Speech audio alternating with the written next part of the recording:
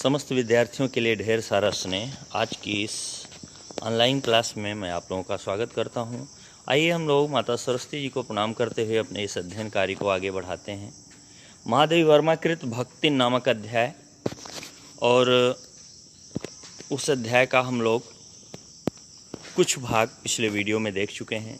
बाकी बचा हुआ भाग हम यहाँ पे देखेंगे। आप लोगों ने देखा था कि महादेवी वर्मा के घर एक नौकरानी का काम करने के लिए एक महिला आई हुई है, जो महिला अपने पिछले तमाम जीवन के वृत्तांतों को बताती है कि कैसे वह एक गोपालक की लड़की थी और कैसे बहुत छोटी उम्र में उसकी सौतेली माँ ने उसका विवाह कर दिया और पिता ने 9 वर्ष की उम्र जाते जाते उसका गौना भी दे दिया, यानी उसको उसके ससुराल भी भेज दिया। ससुराल जाने पर पहला दुर्भाग्य तो विमाता का होना यानी सौतेली माँ का होना, दूसरा दुर्भाग्य ये हुआ कि कम उम्र में शादी का हो जाना, जिम्मेदारियों का आना, और तीसरे दुर्भाग्य के क्रम में ये हुआ कि वह जब ससुराल जाती है तो उसकी सास के 3 बेटे तीनों कमाऊ हैं, तो इस नाते वह पुरखिन के पद को सुशोभित कर रही है, अर्थात तो कुछ नहीं करती है, बस उसकी पतोहू जो हैं 2 बड़ी वही सारा काम करती हैं। सबसे छोटी पतोहू के रूप में भक्तिन है। भक्तिन के लगातार 3 बेटियों का जन्म भक्तिन की गोद में, उसे 3 बेटियां प्राप्त होती हैं, और इसका परिणाम ये होता है कि सारी मेहनत अकेले भक्तिन को करनी पड़ती है। जेठानियां जो हैं केवल लोक चर्चा यानी चुगली चाई इधर उधर की वार्ता करती हैं पूरे दिन। जेठानियों के लड़के काले कलूटे से हैं, लेकिन फिर भी वो लोग घर में खाने पीने की सारी सुविधाओं को प्राप्त करते हैं जो भी अच्छी हैं। और भक्तिन की लड़कियां गेहूं कलर की हैं, 3 बेटियां हैं, ये कंडे थापती हैं, घर का सारा मेहनत का काम करती हैं, और इनके खाने पीने की व्यवस्था एकदम बिल्कुल गिरी हुई है। यानी ये कभी चने की घुघरी चबाती हैं तो कभी मटर की। इन सब से वो अपना जीवन निर्वाह कर ही रही हैं। यह सब वृत्तांत बताते हुए वह भक्तिन महादेवी वर्मा के सामने प्रस्तुत होती है। उसका नाम लक्ष्मीन है, लेकिन नाम और आर्थिक हालात बहुत विपरीत है। नाम लक्ष्मीन यानी समृद्धि का प्रतीक, परंतु वह भक्तिन जो है कितनी गरीबी और कितनी दुख भरी दास्तान उसके जीवन की है, इसलिए वो अपना नाम छुपाती है। ईमानदारी का परिचय देने के लिए ही वो केवल अपना नाम बताई हुई है। तो महादेवी वर्मा जी कहती हैं कि मुझे उपनाम रखने की इतनी ख्याति नहीं है, मैं उपनाम रखने में माहिर नहीं हूँ, फिर भी मैंने उसके गले में कंठी माला देख करके उसका नाम भक्तिन रख दिया, और वो इस नाम से बहुत खुश हुई। इसी तरह हम कहानी को और आगे बढ़ाते हुए लाइन वाइज आपको समझाने का प्रयास करेंगे। फिर क्या हुआ? धूमधाम से बड़ी लड़की का विवाह करने के उपरांत, यानी भक्तिन का पति, जो 3 लड़कियां थीं उसमें से जो सबसे बड़ी लड़की थी, बड़े धूमधाम से उसका विवाह कर दिया, और उस पति ने घरौंदे से खेलती हुई 2 कन्याओं और कच्ची गृहस्थी का भार 29 वर्ष की पत्नी पर छोड़कर संसार से विदा ली। और फिर 2 बेटियां ब्याहने को ही रह गई थीं, जो कि भी घरौंदों से खेल रही थीं। पत्नी की उम्र यानी भक्तिन की उम्र केवल 29 वर्ष की थी। ऐसी उस पत्नी और 2 लड़कियों का भार छोड़ करके, कच्ची गृहस्थी माने उम्र भी कम थी और कोई आर्थिक सपोर्ट सहयोग भी किसी और का नहीं था, ऐसी पत्नी को छोड़कर पति स्वर्गवासी हो गया, यानी उसकी मृत्यु हो गई। जब वह मरा तब उसकी अवस्था 36 वर्ष से कुछ अधिक ही रही होगी। जब भक्तिन का पति मरा तो करीब 36 वर्ष से कुछ अधिक उम्र का था, और ऐसे आधी उम्र में वह छोड़ करके, आधी से भी कम उम्र में वह भक्तिन को छोड़ करके चला गया। यह दुर्भाग्य की तीसरी अवस्था हुई आज। लेकिन यह भक्तिन जो है, वह आज जो भक्तिन पत्नी के रूप में है, उस अपने पति को इतने दिन बाद मरे हुए इतने दिन हो गया, मरने के बाद इतना दिन हो गया, और फिर भी वह अपने पति को बूढ़ऊ कह के याद करती है, क्योंकि वह सोचती है कि जब वह स्वयं बूढ़ी हो गई है, यानी इतनी उम्र दराज हो गई है, तो उसका पति भी भगवान के यहाँ गया है, उसकी आत्मा की चली गई है, तो वह भी बूढ़ा क्यों न हो गया होगा। अतः अपने पति को याद करके बुढ़ऊ न कहना उनका एक तरह से अपमान ही होगा, इसलिए वो बुढ़ऊ कह के याद करती है। हाँ, तो भक्तिन के हरे भरे खेत, मोटी ताजी गाय भैंस और फलों से लदे पेड़ देखकर जेठ जेठौतों के मुंह में पानी भराना स्वाभाविक था। और ये फिर पिछली बात बता रही हैं कि भक्तिन ने बंटवारा तो करा ही लिया था और खेत हरे भरे थे, क्योंकि मेहनत कश थी। दोनों पति पत्नी, पति भले मर गया लेकिन पत्नी मेहनत करने वाली है, सो खेती बाड़ी संभाल ली थी। गाय भैंस भी मोटे ताजे हैं और फलों से लदे हुए पेड़ हैं, यानी सब मेहनत का परिणाम है। जेठ जेठौतों के मुंह में पानी भराना स्वाभाविक था। तो जो जेठ इत्यादि थे इनके दो ठो, वो दोनों लालच में पड़ जाते कि काश मेरी भयहू अगर घर छोड़ के चली जाती, कहीं और विवाह कर लेती तो क्या आनंद आता है, सारी प्रॉपर्टी बनी बनाई संपत्ति हमारी हो जाती। जब आदमी स्वयं नहीं बना पाता है तो दूसरे की संपत्ति पाने और हड़पने की इच्छा बहुत ज़्यादा करने लगता है। सब कुछ कामचोरों का ही खेल है।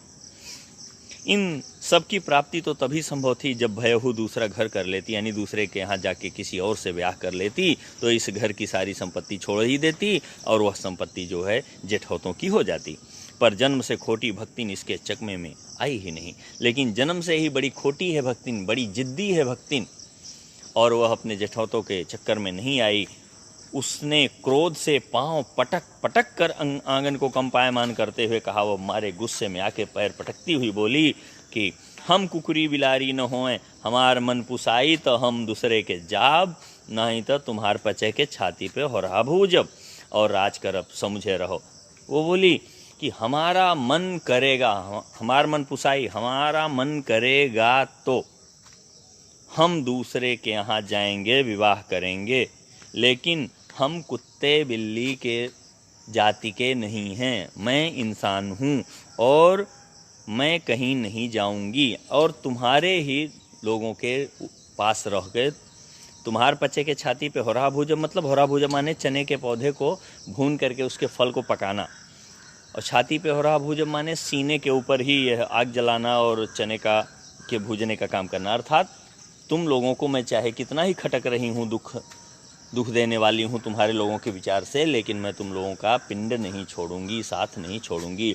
मैं यहीं रहूँगी, अपनी प्रॉपर्टी लेके रहूँगी। तुम लोग मुझे नहीं भगा पाओगे, तुम लोग हमारी प्रॉपर्टी नहीं हथिया पाओगे। समझे रहो, यह बात समझते रहना। उसने ससुर, अजिया ससुर और जाने कई पीढ़ियों के ससुर गणों की उपार्जित जगह जमीन से सुई की नोक बराबर हुई देने की उदारता नहीं दिखाई। भक्तिन ने अपने ससुर माने पति के पिता, अजिया ससुर माने पति के पिता, और पता नहीं कितने पहले की पीढ़ियों के लोगों के द्वारा संभाली गई जमीन में से सुई के नोक के बराबर भी जमीन अपने जेठ जेठौतों को देने की उदारता नहीं दिखाई। ये भी नहीं कहा कि चलो हमारे अब नहीं कोई खर्चा पानी, कुछ आप लोग ले लो, बाकी से मैं गुजारा करूंगी, ऐसा कुछ नहीं। सारा अपना हिस्सा अपने पास रखी, मेहनत करती रही। इसके अतिरिक्त तो गुरु से कान फुकवा कर कंठी बांध कर पति के नाम पर घी से चिकने केसों को समर्पित कर, इसके बजाय एक और काम कर लिया कि गुरु कर लिया, कान में मंत्र फुकवा लिया, अर्थात गुरु से मंत्र प्राप्त कर लिया। मंत्र प्राप्त करने का मतलब है मंत्र इत्यादि लेने के बाद तो दूसरे विवाह की कोई संभावना ही नहीं रह जाती। कंठी बांध और कंठी पहन लिया, यानी भक्ति का एक चिन्ह मात्र है कंठी धारण करना, यानी रुद्राक्ष इत्यादि की माला वगैरह पहनना, तो वो सब गले में धारण कर लिया और घी लगवा करके अपने बालों को भी मुंडवा लिया, यानी सिर मुंडवा लिया। अर्थात अब वो बिल्कुल गुरु की चेलिन हो चुकी है, भगवान में रमेगी, पूजा पाठ करेगी, घर गृहस्थी संभालेगी, और दूसरे विवाह करने की तो सपने में भी सोच भी नहीं सकती। ये सारा काम अक्सर लोग वृद्धावस्था में करते हैं कि अब हमें कुछ और नहीं करना है तो गुरुमुख हो जाओ, गुरु से मंत्र ले लो, सिर के बाल उतरवा लो, तो उसके बाद व्यक्ति प्रायः कोशिश करता है कि झूठ न बोले, बेईमानी न करे और धार्मिक काम करे, बाकी जीवन चाहे जैसे ही बीता हो, ये पुण्यमय जीवन आगे का बीते।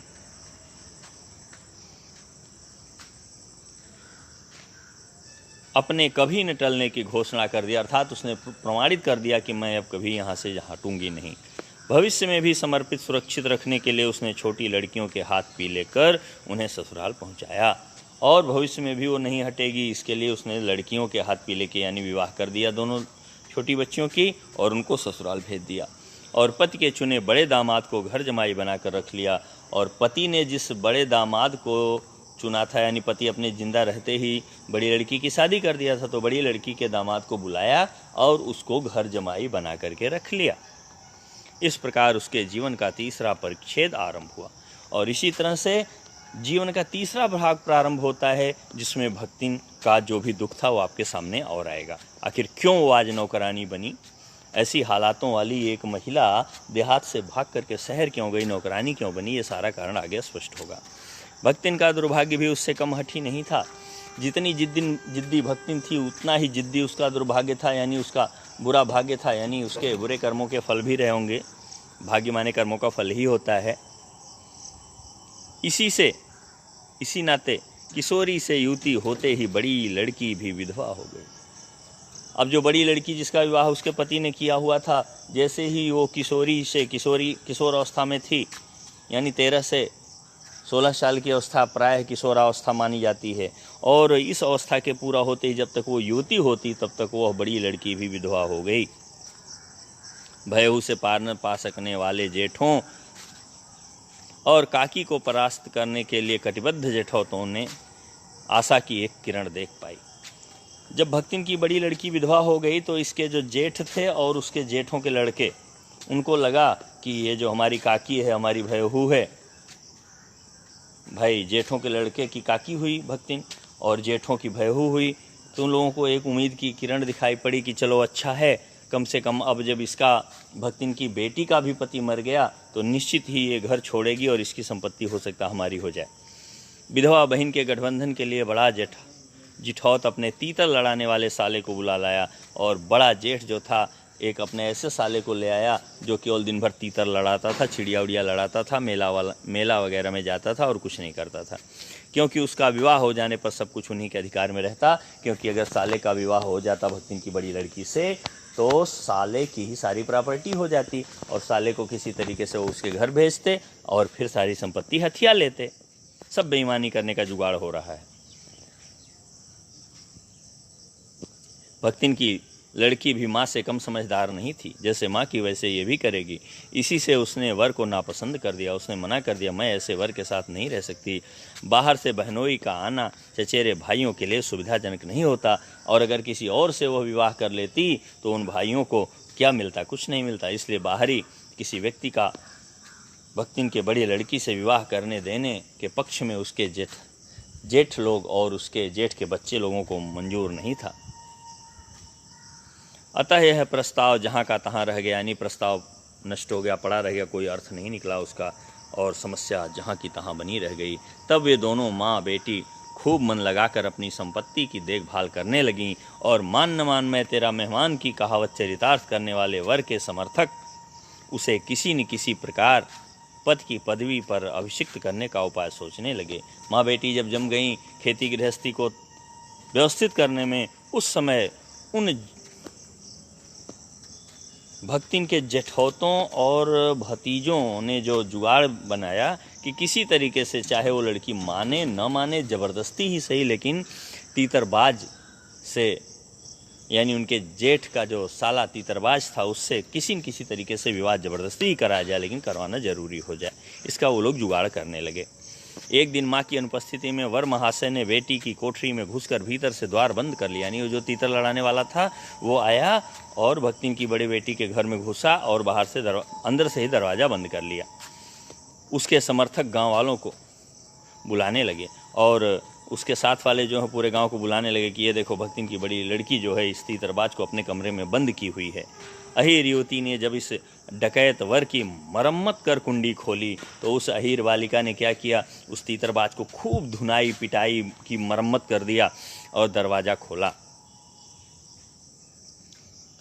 तब पंच बेचारे समस्या में पड़ गए। तो पंचों को समझ में नहीं आया कि क्या निर्णय दिया जाए। तीतरबाज युवक कहता था, वह निमंत्रण पाकर भीतर गया और युवती उसके मुख पर अपने 5 उंगलियों के उभार में इस निमंत्रण के अक्षर पढ़ने का अनुरोध करती थी।